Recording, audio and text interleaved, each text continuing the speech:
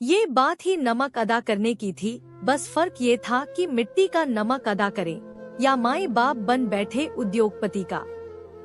जब से किसान यूनियन ने इस बात को लेकर स्टैंड लिया था कि गांव में बनी फैक्ट्री से निकलता प्रदूषित पानी जमीन के भीतर और नहर में छोड़ना बंद करवाया जाएगा, तब से अखबार लोग और लोकल लीडर अपने अपने स्तर पर यशोगान करने लगे थे। करते भी क्यों नहीं।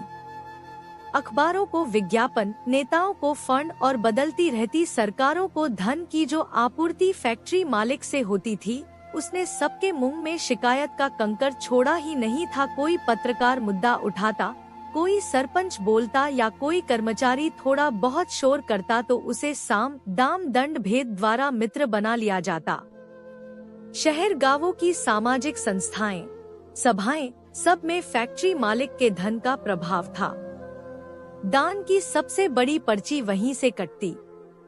सरकारी दफ्तरों, अफसरों से लेकर सरकार की हर तनी गर्दन तक उन्होंने धन के वैभव से झुकाव पैदा किया था। आखिरकार 30 साल पहले जहां केवल जंगल, रेगिस्तान और बियाबान था, लोग बाग देर रात सड़क पार करने से गुजरते थे, वहां एक फैक्ट्री ने पूरा माहौल बदल दिया था।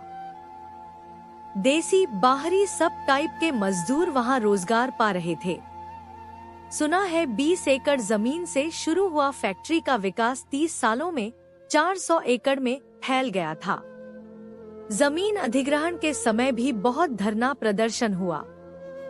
बंजर और कम उपजाऊ जमीनों के तिगुने चौगने दाम देकर, किसान लीडरों को धन बल से तोड़कर और नेताओं को शेयर में हिस्सा देकर सब बाधाओं को दूर कर लिया गया। यूनियन बनाने वालों को डरा धमका कर वापस घर भेज दिया गया और एक आध को कहीं गायब भी करने की अफवाह उड़ी, पर किसी की हिम्मत नहीं हुई कि शोर कर सके। धार्मिक, सामाजिक और व्यापारिक संस्थाओं में फैक्ट्री मालिक का बड़ा वर्चस्व था। वो फैक्ट्री अब एक किले में तब्दील हो चुकी थी, जहां से उत्पादन की नई सीमाएं पैदा हो रही थी। फैक्ट्री मालिक के दरबार में हर ऊंचे और नीचे स्तर की अहमियत को दान और धन से तृप्त किया जा रहा था। आखिरकार इसकी एवज में फैक्ट्री मालिक को बेरोक टोक कुछ भी करने की छूट भी थी। सरकार किसी की भी बने, उसका पद और प्रतिष्ठा पक्की थी। कहा भी है कि व्यापारी की कोई राजनीतिक शत्रुता नहीं होती, उसकी सबको जरूरत पड़ती है। राजनीति का धन कुबेर के बिना काम चलेगा भी कैसे।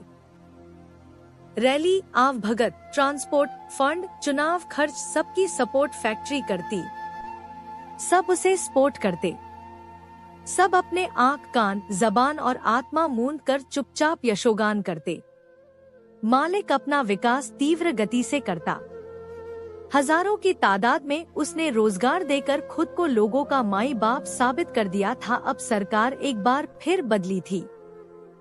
फर्क ये था कि इस बार न पक्ष था न विपक्ष था, ये एक नई पार्टी की सरकार बनी थी। तीसरा बदल पैदा हो गया था।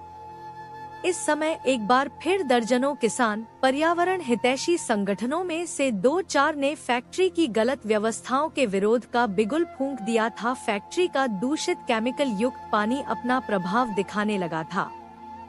लोग कैंसर, दूषित पानी के प्रभाव से त्रस्त थे।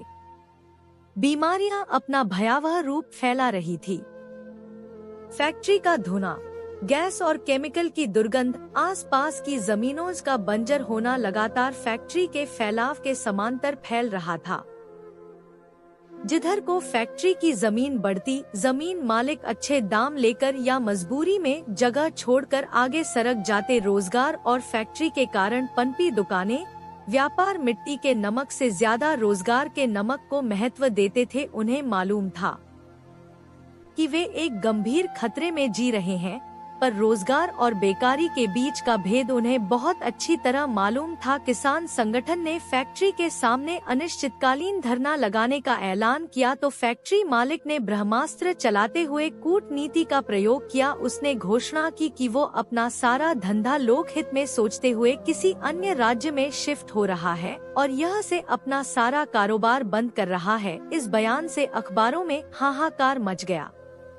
लेखक, पत्रकार, नेता सब, जिन्हें अपने कार्यक्रमों के लिए फैक्ट्री का ठंडा एसी हाल उपलब्ध होता रहा, चाय पानी की सेवा होती रही, प्रशस्ति पत्र मिलते रहे, वो सब खुलकर फैक्ट्री मालिक की सामाजिक उपयोगिता, दानशीलता, परोपकारी भावना पर बड़े बड़े बयान जारी किए और कहा कि यदि इस तरह देश का उद्योग जाता रहा तो देश रसातल में चला जाएगा।